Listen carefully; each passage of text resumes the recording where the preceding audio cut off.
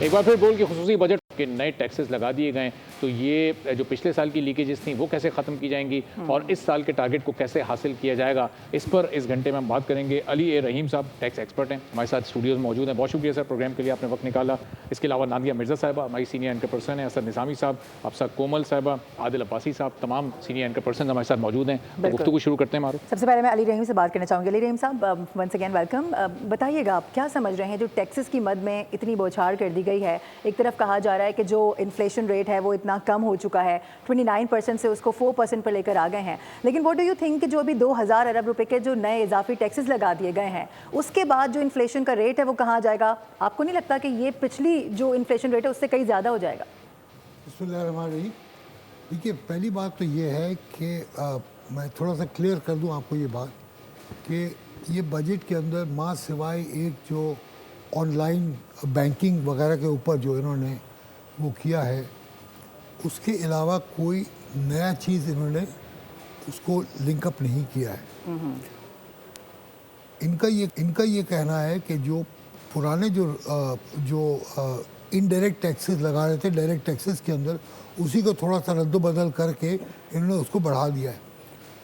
I personally feel कि जो 14,000 अरब रुपए जो है उसका अचीव करना मेरे हिसाब से तो बहुत मुश्किल होगा अंडर द सर्कमस्टांसेस आज के ज़माने आज चल रही है।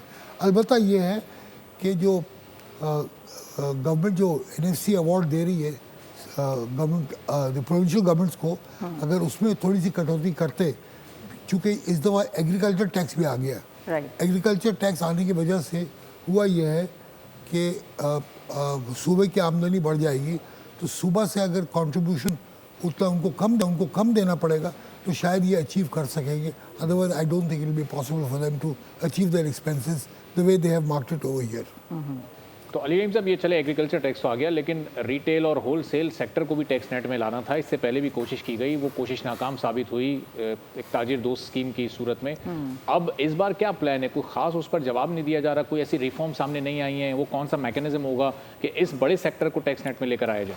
देखिए, इन्होंने एक स्टार्ट तो लिया है। इन्होंने जो ऑनलाइन सेक्टर थे ना, ऑनलाइन, उसके ऊपर इन्होंने ये लेकर आए एक अपना सिस्टम लेकर आए कि जी जो भी ख़रीदारी करेगा या बेचेगा तो उनको टैक्स जमा करके, मिसाल के तौर पे जो ये आपके होम डिलीवरी कर रहे हैं जो चीज़ों पर, उसके ऊपर वो लगाएंगे टैक्सेस, ठीक है। मगर उसकी इम्प्लीमेंटेशन के ऊपर जो प्रॉब्लम्स आएंगे वो मैं समझता हूँ कि उसको नॉक इन करना जो है ना, वो ज़रा सा इनके लिए शायद तकलीफ दे होगा। अभी तक देखिए, जहाँ तक प्रोविंशियल गवर्नमेंट का ताल्लुक है, मैं सिंध की बात कर रहा हूँ, जो SRB ने अपने दुकानों के ऊपर POS लगाया है, which is the portal through which immediately आपको पता लग जाता है कि कितना सेल हुआ, इमीडिएटली ट्रांसफ़र होता है। वो अभी तक अचीव नहीं कर सके, वो भी बहुत कम उन्होंने किया है।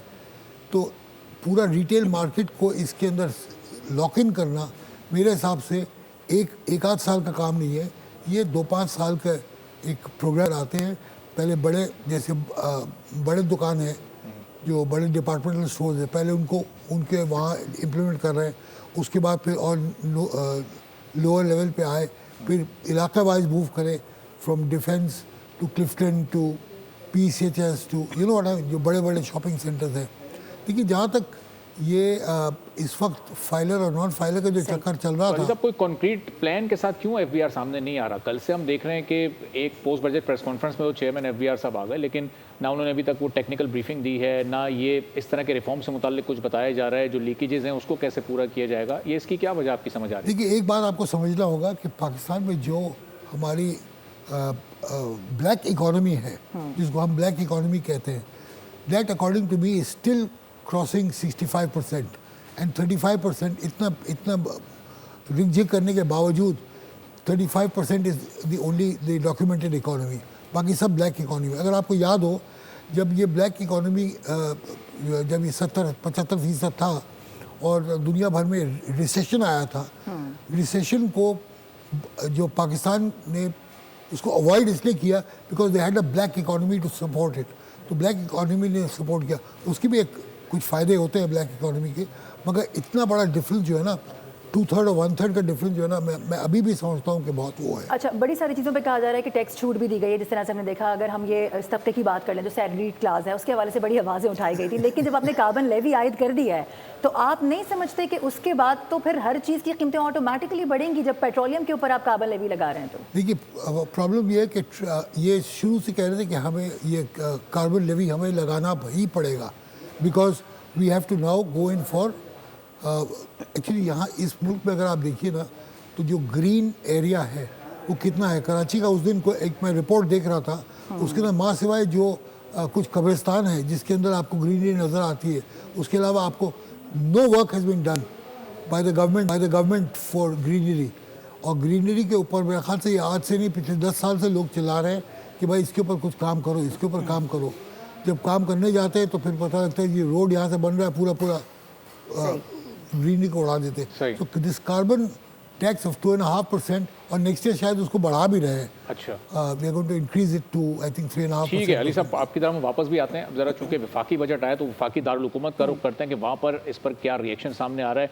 अफसा और आदिल वहाँ से हमारे साथ मौजूद हैं। अफसा, आप ज़रा इस पर कमेंट कीजिएगा कि कल एक दो हुकूमती नुमाइंदों ने भी आपके प्रोग्राम में आकर काफ़ी सवालात के जवाब दिए। इसमें अवामी रिलीफ को जस्टिफाई किस तरह से कर रही है इस वक्त हुकूमत? बहुत शुक्रिया अरबाब। देखिए, एक तो हमने रद्द-ए-अमल देखा सहाफ़ियों का आज पोस्ट बजट प्रेस कॉन्फ्रेंस में।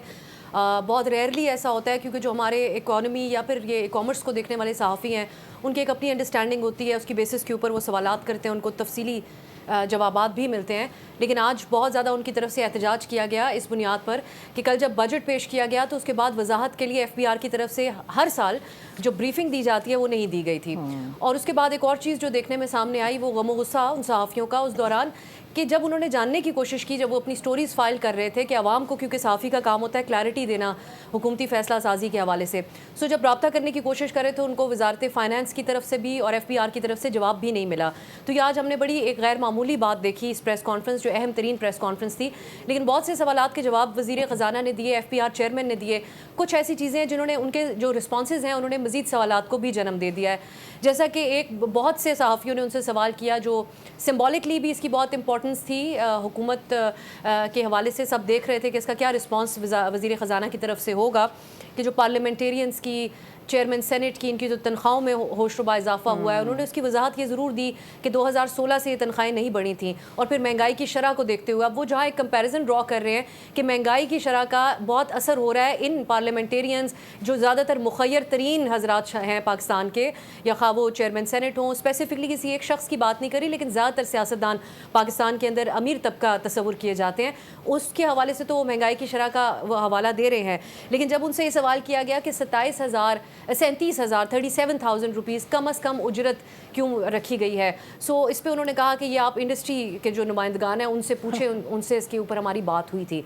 सो आम आवाम का और जो सबसे ज़्यादा वल्नरेबल तबका होता है, वो सबसे कम उजरत हासिल करने वाला मजदूर तबका होता है, और मैं समझती हूँ कि उसका इतना एहसास हमें नज़र नहीं आया। तनख्वाहदार तबके को भी जो रिलीफ दिया गया वो काफ़ी नज़र नहीं आता। सो इसी चीज़ को गालिबन कल हुकूमत अवॉइड कर रही थी, लेकिन जहाँ कम्युनिकेशन का फुकदान होता है बहुत ज़्यादा कन्फ्यूजन जन्म लेती है, और अभी तक हमें को बहुत सारी चीज़ों की वजाहत सामने नहीं आ सकी, खा वो हमारे कल के प्रोग्राम्स हों या ये पोस्ट बजट प्रेस कॉन्फ्रेंस हो। हुकूमती जो पॉलिसीज़ हैं उसमें कुछ तजाद है, और मिनी बजट के हवाले से भी जो उन्होंने एक इशारा दे दिया है कि वो कानून साजी जो हम करना चाहते हैं अगर नहीं कर सके तो वो भी हमें, मुझे लगता है कि अभी बहुत गौर से देखना होगा कि हुकूमत इस पर आगे किस तरीके से चलेगी, आगे क्या चेंजेस आएंगे इसमें। ठीक है, आदिल आपकी जानिब आऊँगी। जिस तरह से अफसा भी फरमा रही हैं और हमने देखा भी जो मुख्तलिफ हमारे पास आरा सामने आ रही है उसमें भी काफ़ी गम गुस्सा है। सवाल ये भी जन्म ले रहा है कि जिस तरीके से सैलरीड क्लास के हवाले से गुफ्तगू होती है तो फिर ये रीज़न दिया जाता है कि IMF से पूछने के बाद सारा कुछ मामला तय होगा, और ये सारी जो शराइतें ये IMF की वजह से हैं, ये जो सैलरीड क्लास के ऊपर टैक्स लगना ना लगना, टैक्स छूट एंड ऑल दैट।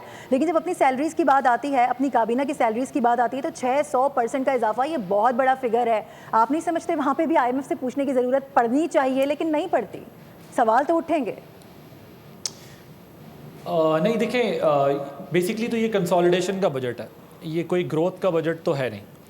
वो उसकी ज़ाहिर है बहुत सारी एक्सप्लेनेशंस दे रहे हैं कि एक्सपोर्ट लेड इकॉनमी होगी पाकिस्तान की, अब उसके लिए हम एफर्ट्स कर रहे हैं, जिसमें वो टैरिफ्स में डिक्लाइन लाने की बात कर रहे हैं, और मजमूई तौर पर कह रहे हैं कि हमने इतने हज़ार टैरिफ्स के अंदर चेंजेस किए हैं और इसका इम्पैक्ट आएगा, और फिर ग्रेजुअली वो कहते हैं इसमें लेजिस्लेशन करनी पड़ेगी, अदरवाइज़ हमें मिनी बजट लाना पड़ेगा और 500 अरब तक का वो मिनी बजट हो सकता है। तो पहले तो हमें ये समझना पड़ेगा कि वो इनडायरेक्ट वे में खुद भी ये कह रहे हैं कि हमारी कैपेसिटी थी, एक स्ट्रैच से ज़्यादा हम नहीं आगे जा सकते, हमारी एक लिमिट है जिसके बाद हम आगे नहीं जा सकते, जितना रिलीफ दे सकते थे दे दिया। अच्छा, वो रिलीफ फील नहीं हो रहा, जाहिर डेफिनेटली वो इस तरह का इतना बड़ा रिलीफ नहीं है कि फील हो। सैलरीड क्लास पे तो बर्डन आज से नहीं बल्कि पिछले 4-5 साल से एक्स्ट्रॉर्डनरी बर्डन है, पिछले 5-6 साल से इनफैक्ट ये बर्डन है, जो सबसे ज़्यादा टैक्स दे रहे हैं और एट सोर्स अपना टैक्स कट रहा है उनका।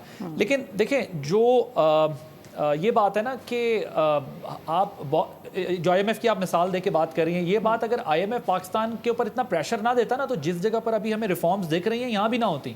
क्योंकि यहाँ पर तो आपने ताजिर का भी ख्याल करना है, क्योंकि वो आपका वोटर सपोर्ट बेस है।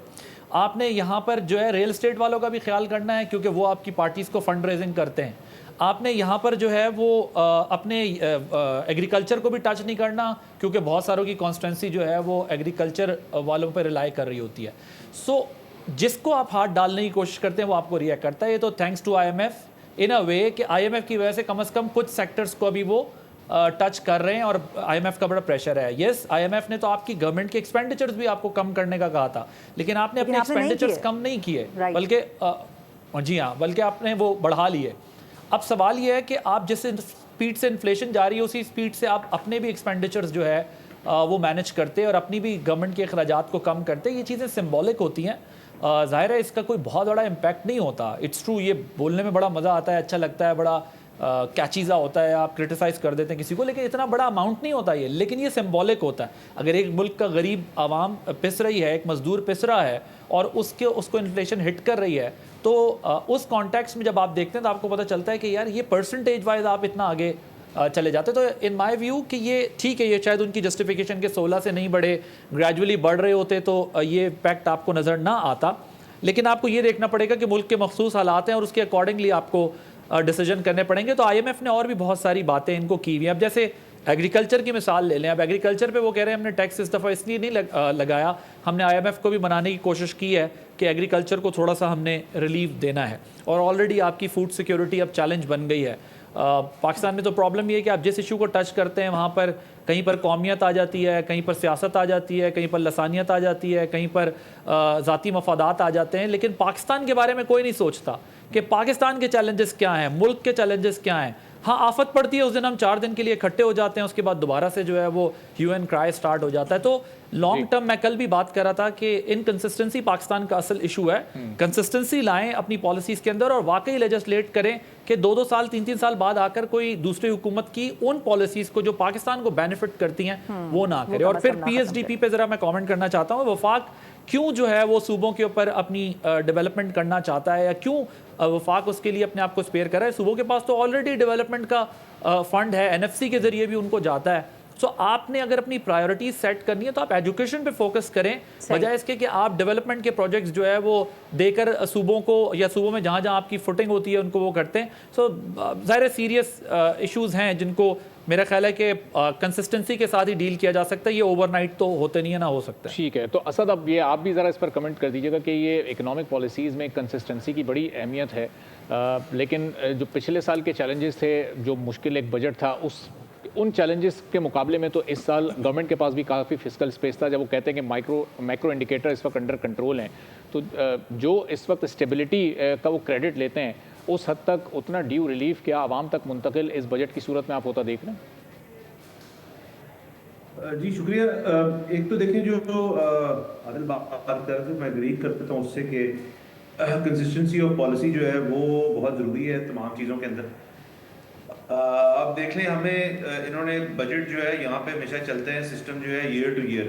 ये आपके पास 25-26 का एक बजट आ गया। द प्रॉब्लम इज के ये साल की ही सोच और वहाँ तक महदूद है कि इस साल में हमने क्या करना है, क्योंकि यहाँ पे पॉलिटिकल सिनेरियो ऐसा होता है कि साल आपका एक निकल जाता है, अगला साल आपका पक्का नहीं होता। यहाँ पे हुकूमतें जो हैं वो अमूमन या तो चली जाती हैं, हुकूमत पूरी करती हैं तो फाइनेंस मिनिस्टर चेंज होते हैं, फाइनेंस मिनिस्टर नहीं चेंज होते तो कोई और चेंज हो जाता है। सो हर बंदे के ऊपर कर लें और वो रियल एस्टेट कर लें, तो उसके अलावा कौन से सेक्टर्स हैं जिसके ऊपर इतना ज़्यादा रिलीफ दी? ऑटो मार्केट के अंदर गाड़ियाँ जो है आपकी GST लगा के वो महंगी कर दी गई हैं, सोलर पैनल्स जो है वो महंगे कर दिए गए हैं। ये हमें दूसरा जो इसके अंदर सबसे जो ग्लेयरिंग एक डिस्क्रिपेंसी है मेरे नज़दीक, वो ये है कि एक तरफ आप कह रहे हैं कि जी हम इकोनॉमी को डिजिटाइज करना चाहते हैं, वेल एंड गुड, ठीक है, आप कैश जो है उसको एलिमिनेट करना चाहते हैं, लोग जो है वो डिजिटली ट्रांजैक्शंस करें, फिर आपने नॉन फाइलर्स के ऊपर बैंक अकाउंट खोलने जो है उन पे पाबंदी लगा दी। तो बैंक अकाउंट खोलना तो एक ऐसी चीज होती है जिसके ऊपर आप डॉक्यूमेंट कर सकते हैं ऐसे शख्स को जो टैक्स गोशवारे नहीं जमा कराता। तो ये पॉलिसी बड़ी कॉन्ट्रडिक्टरी लगी है मुझे, नंबर 1। उसके अलावा डिजिटाइज करने के लिए आपको सबसे पहले लोगों को एजुकेट करना है, उनके पास बैंक अकाउंट्स होंगे तो वो डिजिटली एक्टिव होंगे, अगर बैंक अकाउंट्स ही नहीं होंगे तो वो कैसे बाकी चीजें करेंगे। उसके अलावा जो आपकी ज़राअत की हद तक बात है वो भी हमने कल देखा और वो भी बड़ी एक लिहाज से मायूस कुन थी कि टोटल जो ज़राअत जिसको उन्होंने कहा, फाइनेंस मिनिस्टर साहब ने कहा ये हमारी मईशत का इंजन है, उसके अंदर टोटली जो मैंने तफसीली नहीं पढ़ी, मैंने कोशिश तो बहुत की, लेकिन हर चीज़ पढ़ने के बाद मुझे तो नतीजा ये मिला कि एक पर्टिकुलर फैक्टर जो उन्होंने कहा है कि खाद वगैरह चीज़ों के ऊपर हम प्राइस इस साल इंक्रीज नहीं कर रहे। ये वाहिद रिलीफ तो इसको कहा भी नहीं जा सकता, ये तो कंसिस्टेंसी है, तो इसके ऊपर वो मुबारकबाद मिलनी चाहिए। ज़राअत अगर हमारा इंजन है तो उसके ऊपर और मजीद चीज़ें देनी चाहिए थी। असल में बात ये है कि ये बजट जो है इसके अंदर जो रिलीफ फैक्टर आई थिंक वो मैंने निकाल देना चाहिए। वो ताज़ा सैलरी क्लास पे यस थोड़ी सी चीज़ें हुई हैं, मैक्रो इंडिकेटर्स अपनी जगह हैं, लेकिन अगेन जब तक आप इन सारी चीज़ों के ऊपर बजट जो है वो वाज़ेह आपकी पॉलिसी नहीं करता, पॉलिसी के बाद आपका बजट वाज़ेह होता है। तो किसी भी चीज़ के ऊपर सोलर पॉलिसी आपकी कंसिस्टेंट नहीं है, आपकी एग्रीकल्चर पॉलिसी कंसिस्टेंट नहीं है। बिल्कुल सही है असद, आप बिल्कुल सही फरमा रहे हैं। मैं नादिया मिर्जा से इसी पे कमेंट लेना चाहूँगी। नादिया साहब, आप क्या समझ रही हैं, जिस तरह से असद भी बात कर रहे हैं, यही बात आदिल ने भी की है, अब सब यही बात कर रही हैं,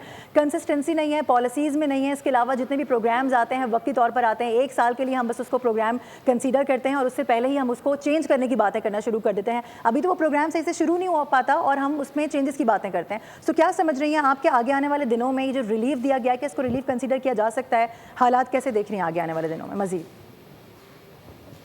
थैंक यू वेरी मच। मुझे नहीं पता हम किस रिलीफ की बात कर रहे हैं। ऑनेस्टली स्पीकिंग हर तरफ ये बात हो रही है कि जी सैलरी क्लास को हमने एक रिलीफ दे दिया, बल्कि हमने कल जब मैं स्टूडियो में आपके साथ हम ट्रांसमिशन कर रहे थे, जब ये बात हुई तो हमने भी सोचा कि सैलरी क्लास को, उसके बाद जब हमने इसको रिसर्च किया, स्टडी किया, तो मैं मुख्तसर सा बताऊं, जिसकी 50,000 सैलरी है उसका तो कोई मसला ही नहीं, लेकिन जिसकी 1 लाख सैलरी है उसको फर्क पड़ेगा 2,000 रुपये। जिसकी 1.5 लाख सैलरी है उसको ज्यादा से ज्यादा जो फर्क पड़ेगा वो 4,000 रुपये पड़ेगा। इसी तरह से अगर किसी की 2 लाख सैलरी बनती है तो उसको 5,000 रुपये फर्क पड़ेगा। ये हमने इसको हम कह रहे हैं कि ये आपके लिए रिलीफ है, 1 लाख 2 पर 4,000 या इस तरह से। दूसरी तरफ क्या होगा कि जब आप बैंक से ट्रांजैक्शन करेंगे या आप 1 लाख रुपए अपने ड्रॉ करेंगे तो आप 800 रुपये उस पर टैक्स देंगे। तो मेरा ख्याल है कि ये तो कोई रिलीफ जो है ना, ये वो वाली बात है कि ड्रॉप टू द ओशन वाली बात। दूसरी तरफ जिस तरह से सब लोग बात कर रहे हैं कि कंसिस्टेंसी अपनी जगह है, दूसरी तरफ हम ये बात देखें कि आप ये बात करते हैं कि जी आपने रिलीफ दिया, दूसरी तरफ आपने टैक्सेस की भरमार कर दी। ई कॉमर्स की हम बात करते हैं कि जी जो ऑनलाइन परचेजिंग या सेलिंग होगी उस पर टैक्स होगा। आप क्या समझती हैं कि अगर आप एक 10,000 की जो एक परचेज कर रही हैं ऑनलाइन, तो जो वेंडर है वो अपनी जेब से टैक्स देगा, वो 25,000 की चीज को 30,000 में हमें बेचेगा, यानी वो भी हमारी जेब से निकलेगा जब उसको टैक्स पे करना होगा। जब आप रिटेलर्स को अभी तक टैक्स नेटवर्क में नहीं लेकर आ सके, तो फिर आप ऑनलाइन जो आपके वेंडर्स हैं उनको आप किस तरह से लेकर आएंगे? और ये हमारे यहाँ जो घूम फिर के जो बर्डन आकर पड़ता है वो आपकी आवाम के ऊपर पड़ता है, यानी जहाँ से आप टैक्स बढ़ाते हैं वो आवाम के लिए जो है वो चीजें महंगी कर देते हैं। इसी तरह से ई कॉमर्स का हाल होगा। फिर यहाँ पर हमने बात की कि कितने 600% सैलरीज इंक्रीज कर दी, आवाम का नहीं देखा। 37,000 जो है वो एक मिनिमम जो वेज होती है उसको आपने बढ़ाने की कोशिश नहीं की। लेकिन हमारी प्रायोरिटीज क्या है?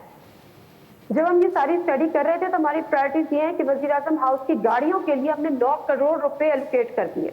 वजीर आजम हाउस के जो गार्डन है, यानी उनका जो लॉन है या उनका बागीचा है, उसके लिए हमने 4 करोड़ रुपए एलोकेट कर दिए। वजीर आजम की डिस्पेंसरी के लिए हमने 1.5 करोड़ रुपए एलोकेट कर दिए। मतलब क्या मजाक है? मतलब 37,000 जिसकी है उसकी आपने 2,000-3,000 रुपए नहीं बढ़ाए और आप ये बात कर रहे हैं उल्टा कि जी हमारे पास फिस्कल स्पेस नहीं है। तो ये इंतहाई कॉन्ट्रडिक्टरी किस्म का ये बजट है। और जो आज अक्सर भी बात कर रही थी, I totally agree with her कि उन्होंने कहा कि जी जो कल ब्रीचिंग नहीं हुई वो आज ब्रीचिंग हुई। बहुत सारे सवाल जो है वो गोल कर गए, सेक्रेटरी खजाना नहीं आए, एफबीआई चेयरमैन नहीं आए। तो ये खबरें भी आ रही, खबरें ये आ रही कि उनको खुद समझ नहीं आ रहा था कि ये बजट कहाँ से आया है, who made this budget exactly. देखिए हम हमेशा से सुनते हैं कि जी IMF ने बजट बनाया, IMF हम पे इम्पोज करती है। तो हम भाई IMF हमें पाल रहे ना, हम कभी नो टू IMF कहते, हम तो IMF से जब हमें कर्जे मिलते हैं उसको सेलिब्रेट करते हैं। तो जब हम उसको सेलिब्रेट करते हैं और हमारे पास ट्वीट्स आती हैं और हमारे पास पोस्ट आती हैं हमारी एलीट क्लास की कि अल्हम्दुलिल्लाह, थैंक्स टू अल्लाह, शुक्र अल्हम्दुलिल्लाह, तो ये जब आप एक किसी से मांग मांग के अपनी चीजें पूरी कर रहे हैं तो फिर आप कैसे एक्सपेक्ट कर सकते हैं कि वो आप पे जो है वो चेक एंड बैलेंस नहीं रखेगा। सही। तो भाई बात ये कि जब आपने रियल एस्टेट को दे दिया बहुत अच्छी बात है, लेकिन इसकी कैपेसिटी नहीं है एक आम आदमी की कि वो अपना घर बना ले। दूसरी एक और बड़ी इंपॉर्टेंट बात, पूरे पंजाब में जी हम सोलर पैनल्स लेकर आएंगे, हम ये करेंगे, आपने सोलर पैनल्स के ऊपर 18% टैक्स लगा दिया। क्यों? आपने कहा कि नहीं थी, जिन IPPs के साथ हमने मुआहदे किए हुए और आप वो बिजली नहीं भी बनाते तो हम उनको अरबा रुपए देते हैं। ठीक। आपने बिजली उन्हीं से खरीदी। फिर कॉन्ट्रोडिक्टरी स्टेटमेंट हमारे फाइनेंस मिनिस्टर का कि हम इको फ्रेंडली गाड़ियों को प्रमोट कर रहे हैं। आप कैसे प्रमोट कर रहे हैं? आपने जो GST लगा दिया गाड़ियों के ऊपर, 660 सीसी की 800 सीसी की गाड़ियों पे आपने 4-4, 5-5 लाख रुपए इजाफा कर दिया। फिर वो गाड़ियां जो हाइब्रिड गाड़ियां हैं या उसके अलावा जो इलेक्ट्रिक व्हीकल्स हैं उसमें 10 से 15 लाख रुपए का उसमें इजाफा हो गया। तो ये कौन सी इको फ्रेंडली वाली बात कर रहे हैं? कौन सी चीजों की बात कर रहे हैं? दुनिया आगे जा रही है, हम पीछे जा रहे हैं। सही है, ठीक है। अली रहीम साहब, आपसे जानना चाह रही हूँ, वज़ीर ख़जाना को जब लाया गया था, जब वो आए थे तो हमें बताया गया था जिनका कोई सियासी बैकग्राउंड नहीं है, एक बहुत बड़े बैंक के जाने माने प्रेसिडेंट रह चुके हैं, इसलिए लाया गया था कि ज़बरदस्त इस्लाहात करेंगे और पता नहीं कौन कौन से ऐसे प्रोग्राम्स जारी करेंगे जिससे आवाम को फ़ायदा होगा। दूसरा बजट उन्होंने पेश किया है, आउट ऑफ द बॉक्स क्या किया है उन्होंने अभी तक? मैं सिर्फ आपको ये बताना चाहता हूँ कि आउट ऑफ द बॉक्स तो इन्होंने एक ही बस वो चीज़ किया जो डिजिटलाइज्ड सेल जो है उसको वो टैक्स करने की कोशिश कर रहे हैं, अदरवाइज कोई ऐसी चीज़ नहीं की है। अब देखिए ना, रिटेलर्स की अभी बात हो रही थी, रिटेलर्स के ऊपर इन्होंने लामोहला मेरे ख्याल से कोई 6-8 दफ़ा इन्होंने कोशिश की है कि जी इनको टैक्स, एक तो ये लोग अल्फाज जो इस्तेमाल करते हैं टैक्स नेट, ये मैं इससे मैं सख्त खिलाफ हूँ। भाई why I you calling it net? Net का मतलब ये कि आपने जाल फेंका, मजीद बंदे को फंसा के आप ले आ रहे हैं साथ में। ऑलवेज सेट कि भाई आप इसको कम से कम कोई नाम तो इसकी खूबसूरत से दें ताकि लोग को इंसेंटिव मिल जाए इसको आने के लिए। अच्छा, अब हुआ ये है कि ये जो आप कह रहे थे अबाउट दी फाइनेंस मिनिस्टर, देखिए फाइनेंस मिनिस्टर साहब के हाथ बंधे हुए हैं, let's be very honest about it. IMF ने ऑलरेडी इनको चॉक आउट करके दे दिया था प्रोग्राम कि जी आपने ये करना है, इस साल इन्होंने वापस करना है $19 बिलियन। वो कहाँ से करेंगे उसको इनको प्लानिंग अभी से करना होगा ताकि वो कौन कौन से लोन्स को रीशेड्यूल किया जाएगा, कौन कौन से लोन्स के रीपेमेंट किया जाएगा, तब जाके ये होगा। पेमेंट तो करने का है, आप देखिए ना बजट के फिगर्स मेरे सामने है ना, कहाँ से पेमेंट करेंगे वो?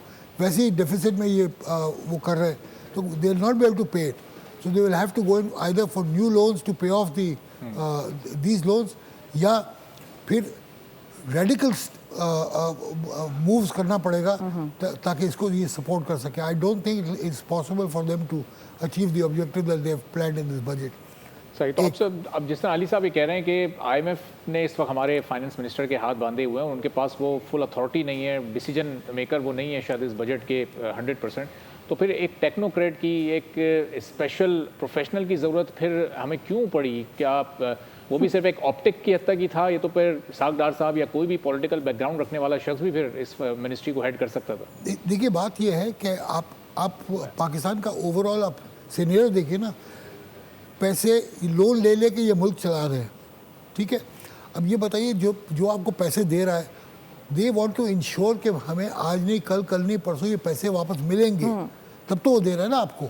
तो they are putting all the terms and conditions according to what they want to be implemented. ठीक, सही है। हमारा पैनल हमारे साथ मौजूद है। मेरा ख्याल है हम वन लाइनर सबसे ले लेते हैं। आदत, सबसे पहले मुझे बस वन लाइनर बताएगा इस बजट को कैसा देख रहे हैं? माजी के बजट्स की तरह, और कंप्लीट वन लाइनर ये है कि ये सियासी रिश्वत के तौर पर 70 अरब जो आप अपने अरकान असम्बली को दे रहे हैं ये ना दें, क्योंकि गरीब मुल्क है, गरीब आवाम है, इश्यूज़ हैं, इसमें हमें पता है करप्शन होती है, ठेकेदार पहले से फिक्स होते हैं, यहाँ पर डिस्टॉर्शन होती है। आप ये 70 अरब प्रायोरिटीज़ अपनी सेट करें, एक्सपेंडिचर अगर आपने करना है तो अच्छे तरीके से करें। ये हमें पता है कि ये 70 अरब कहाँ जाते हैं, आधे ठेकेदारों के पास जाते हैं, आधे सड़क पर लगते हैं। अब सा वन लाइनर मेरे ख्याल से ये बहुत ही दावों के बरक्स है, हुकूमती दावों के, आउटडेटेड है, पुराने ख्यालात हैं जिसको आज एक बार फिर अप्लाई किया गया डिजिटल इकोनॉमी करने के, और तमाम सोलराइजेशन और ग्रीन पाकिस्तान, तमाम चीज़ें जो कही गई उनके बरक्स हैं और तजादात से भरपूर बजट है। सही। असद, वो तब्दीली कुछ आपने फील की जो एक्सपेक्टेशन थी औरंगजेब साहब के आने के बाद, पिछले साल ना से इस साल तो होनी चाहिए थी? जी, जिस अंदाज में औरंगजेब साहब को लाया गया, और हमें तो अगेन उनका एक्सपीरियंस जो है वो बैंकिंग का बहुत ज़्यादा है, बड़े काबिल हैं उस लिहाज से, लेकिन अगेन वो एक पॉलिटिकल सॉर्ट ऑफ पर्सन नहीं है, तो उसकी अपने मसले मसाइल होते हैं। बट अगेन अभी तो fairly new into his term, उसके बाद हम देखेंगे शायद चीज़ें बेहतर हो सके, अल्लाह करे चीज़ें बेहतर हों। बट जैसे आपने वन लाइनर का पूछा, तो मेरे ख्याल में this budget is very much inside the box, outside the box वाली कोई बात नहीं है इसके अंदर। सही। नादिया, आपका क्या कमेंट है इस पर? देखिए, मैं ये पढ़ रही थी कि लेजिस्लेटर्स को मार्क माय वर्ड, लेजिस्लेटर्स को आप 70 से 80 अरब रुपए एलोकेट करेंगे उनके इलाके की डेवलपमेंट के लिए।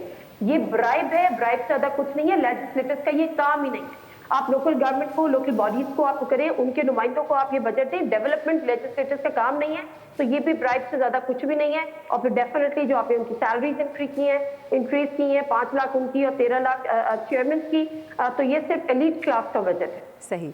सही। तो अली रहीम साहब जी, अली रहीम साहब क्या समझते हैं, इससे ज़्यादा बेहतरी कैसे आ सकती है? मेरे ख्याल से जो हमारे साथ जो बैठे हुए जिन्होंने कहा है, कोई गलत नहीं कहा है, बिल्कुल सही कहा है। This is not a people's friendly budget, except salary वालों को सिर्फ आई वॉश करके 2,5-3 हज़ार रुपये जो रिडक्शन दे दिया वो दे दिया, otherwise there nothing new in this budget. तो प्राइम मिनिस्टर को या फाइनेंस मिनिस्टर को ये फ्रेंडली बजट या बिजनेस फ्रेंडली बजट क्यों दिखाई दे रहा है अली साहब? फिर देखिए, वो business friendly budget, I don't know how they are seeing it as a business friendly budget.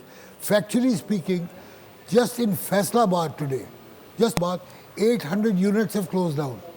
800 units. This is an agricultural country. अगर एग्रीकल्चर का जो वो यूटिलाइजेशन नहीं हो सकता है, the way things are moving over there, तो how do expect? देखिए, हमारा एवरेज ग्रोथ 2% है, पर 2% से ऊपर ही है वैसे, 2% पर year. How are we going to manage that in the matter of another 10 years, 15 years? Where are you going to absorb these people? इनको आप क्या नौकरी देंगे? You have to create industrialization in this country, otherwise this country will go into further problems. और आखिर में comment ज़रा enforcement पर भी कीजिएगा। अभी हमने देखा कल बजट अनाउंस हुआ है, आज अभी आपने हमारे रिपोर्टर को कवर करते हुए देखा कि सोलर पैनल्स की कीमतें बढ़ गई, सुपर स्टोर्स में खुद प्रोडक्ट्स की कीमतें बढ़ा दी गई। अभी तो उनके पास पुराना स्टॉक मौजूद है, अभी से वो ये कीमतें कैसे बढ़ा सकते हैं? देखिए, प्रॉब्लम वही है ना कि there is no price mechanism in Pakistan. जो चाहता है जितने में वो करता है। अभी सुना था ये पेट्रोलियम को भी ये लोग फ्री कर रहे हैं, एक दो फ्री कर लें, फिर आप देखिए क्या हाल होता है इधर का। लिटरली वो भी गड़बड़ हो जाएगा। But I am just saying कि जहाँ तक सोलर पैनल्स का ताल्लुक है, इम्पोर्टेड सोलर पैनल्स को किया है जो लोकल, ताकि लोकलाइजेशन हो सके। Very good, it's a good plan कि इनको करना चाहिए। लोकलाइजेशन में इनको इंडस्ट्रीज और लाना चाहिए, जैसे कंप्यूटर्स है, जैसे मोबाइल फ़ोन्स वगैरह वगैरह, उनको लाना चाहिए। I mean total support of that, but industrialisation करें आप, तब जाके हो। Thank you so much sir. Ali Rahim साहब हमारे साथ स्टूडियो में मौजूद थे। नादिया मिर्ज़ा, असद निज़ामी, अफसा कोमल, आदिल अब्बासी, तमाम पैनलिस्ट का बेहद शुक्रिया। ट्रांसमिशन से आज इजाज़त चाहेंगे, कल फिर आपसे मुलाकात होगी। अल्लाह हाफ़िज़। सब्सक्राइब करें और बेल दबाएं ताकि कोई खबर रह न जाए।